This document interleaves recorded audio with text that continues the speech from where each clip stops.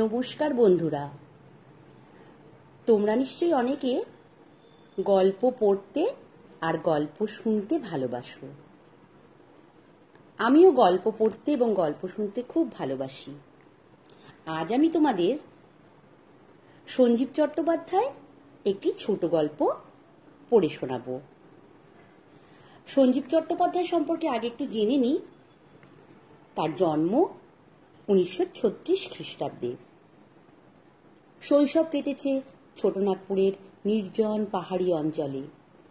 কলকাতা বিশ্ববিদ্যালয়ে স্নাতক, কিছুকাল রামকৃষ্ণ মিশনের বিদ্যালয়ে শিক্ষকতা, কিছুকাল প্রবর্জা, কিছুকাল সরকারি চাকরি, সাংবাদিকতাও করেছেন। দেশ পত্রিকায় প্রথম প্রকাশিত হয় তার গল্প চকমকি। প্রচুর গ্রন্থের তিনি প্রণেতা, যেমন শ্বেতপাথরের টেবিল, পায়রা, সোফা কাম বেড, ক্যান্সার, শাখা প্রশাখা ইত্যাদি। দুটি সাহিত্য পুরস্কারে পুরস্কৃত। 1981 সালে পেয়েছেন আনন্দ পুরস্কার। তার একটি গল্পের বই রাখিস মা রসে বসের অন্তর্গত ছোট গল্প এই বেশ হয়েছে। সোয়েটারের প্যাটার্নের মতো মেয়েদের কাজকর্মেরও নিজস্ব একটা প্যাটার্ন আছে, আর সে যে কি সুন্দর, কি মজার। গোটাকতক জিনিস মেয়েদের ভীষণ প্রিয়। তার মধ্যে একটি হলো আঁশ বটি। বটির এমন মাল্টিপারপাস ইউজ পুরুষের মাথায় আসবে না।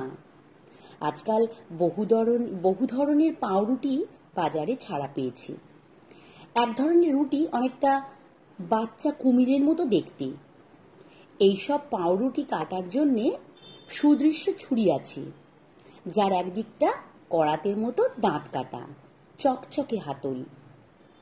যেহেতু ছুরির সঙ্গে দিশি ললনাদের তেমন বনিবনা নেই, সেহেতু কুমড়ো কাটা, মোচা কুচোনো বটিটাই বেরোলো।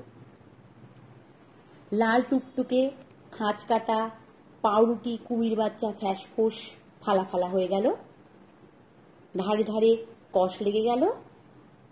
ফ্রিজ থেকে ছোট একখণ্ড ইটের মতো মাখন বেরোলো। থোড় কুচোনোর মতো মাখন কুচি হলো বটিতে, তাতেও লেগে গেল নানা রকম কষ। এবার এগিয়ে এলো খুন্তি। তৈরি হয়ে গেল আয়ুর্বেদিক ব্রেড অ্যান্ড বাটার। মোচার কষ, খুন্তির লোহা কষ, কুমড়োর ভুতি, আলুর বোদাগন্ধ সব মিলিয়ে অসাধারণ শিল্পকর্ম। ঢুকে গেল টিফিন বাক্সে। খুঁত করলে চলবে না, ক্ষতিকারক কিছু নেই। আয়রন আছে, ট্যানিন আছে, স্টার্চ আছে, ভেজিটেবল কলার আছে। বড় কোম্পানির মাল হলে লিখে দিত permissible colour and flavour added. Case চলবে না। বলে না, পট্টবস্ত্র সবসময় শুদ্ধ, সেই রকম বটি কখনো অশুদ্ধ হয় না। বটি দিয়ে সেকালে মানুষও কাটা হতো।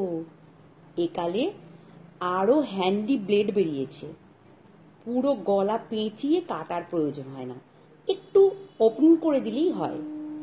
একালে বটির ব্যবহার তরিতরকারি কোটায়, পাউরুটি আর মাখন কাটায়, সাবানের বার কাটায়, কাঠির ঝেঁটার মাথা কেটে মুড়ো ঝেঁটা বানানোয় দড়ি কাটায়।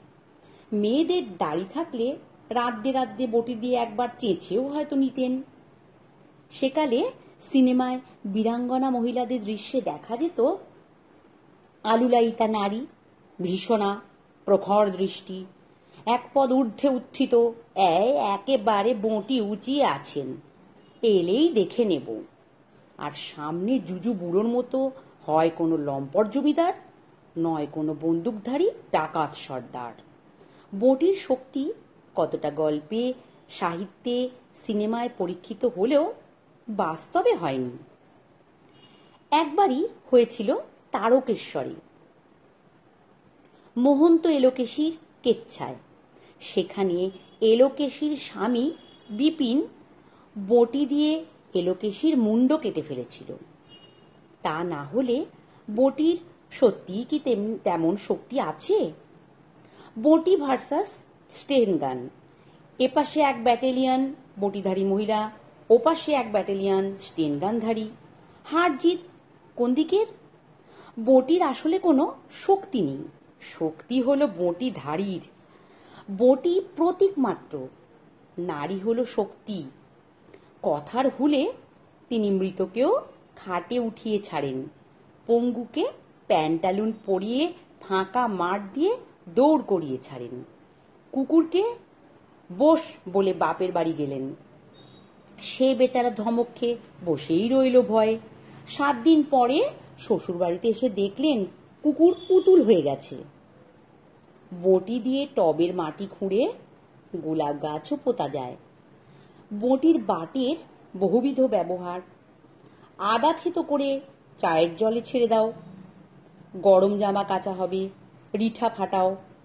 ছোট এলাচ থেতো করে পায়েসে ফেলো। আরশোলা ঝামেলা করছে, সামান্য থেঁতলে দাও। বেড়ালে বাদরামি করছে, মাথায় ঠুকে দাও। খুন্তির নানা ব্যবহার রমণীরা পেটেন্ট করে রাখতে পারেন। চ্যাটালো দিকটা রান্নার কৌটোয় ঢাকনা খোলা, কাটাকুটির কাজে সব্যসাচীর মতো খেলা করে। সেদ্ধ আলু দুফালা হবে, সেদ্ধ ডিম দুটুকরো করা যাবে, আর হাতল দিয়ে চায়ে দুধে চিনি গুলোনো যাবে। সংসারকে সহজ করে নিতে হলে এক একটি জিনিসকে হরেক কাজে ব্যবহার করতে হবে, অনেকটা ক্লার্ক কাম টাইপিস্টের মতো। মেয়েরা এই শাস্ত্রে অতিশয় পারদর্শী। শিলনোড়ার নোড়া যখন হাতে, হাতুড়ির কি প্রয়োজন?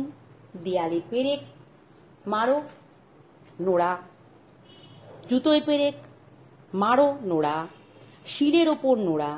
সে যেন কৃষ্ণের হাতে সুদর্শনের মতো খোলতাই। সেকালে দাঁতের ওপরেও নোড়ার ব্যবহার ছিল। তা না হলে কথাটা এলো কোথা থেকে, নোড়া দিয়ে দাঁত ভাঙবো একটা একটা করে? সে যুগে ডেন্টিস্ট ছিল না। দাঁত তোলাবার প্রয়োজন হলে স্বামীরা অল্প স্বল্প দুষ্টুমি করতেন, আর স্ত্রীরা রাগলে রক্ষা নেই।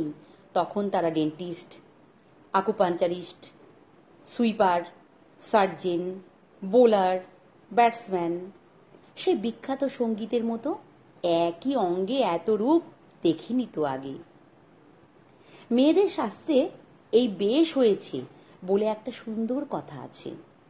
বিছানার চাদর পাততে পাততে বিরক্ত, দুপাশ সমান হচ্ছে না, এপাশে ওপাশে দুবার হাতের চাপড় মেরে রণেভঙ্গ, এই বেশ হয়েছে। ঘর জুড়োবার সময়, ঘর গুছোবার সময় এখানে এটা ওখানে সেটা, শেষে হালে পানি না পেয়ে এর ওপর তার ওপর এই বেশ হয়েছে। জামায় বোতাম বসানো, বলে না অতি বড় ঘরণী ঘর না পায়। বোতামও তাই, সহজে ঘর পায় না, হয় একটু নিচে, না হয় একটু উঁচুতে। জামা পরে বোতাম লাগালেই সামনের প্লেটে ঢেউ খেলে গেল। এ কি হলো?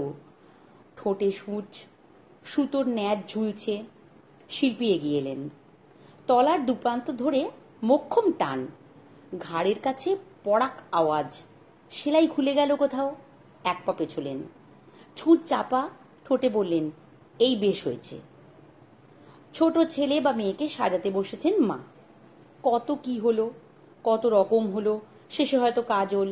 ইচ্ছে ছিল সরু করে টানবেন, গেল ধেবড়ে। আঙুল দিয়ে মোছার চেষ্টা হলো, শেষে কপালের এক পাশে নজর টিপ মেরে মুখ দেখতে দেখতে মা বললেন, এই বেশ হয়েছে। এই বেশ হয়েছে ভাবটি আছে বলেই মেয়েরা সর্বাবস্থায় মানিয়ে নিতে পারেন।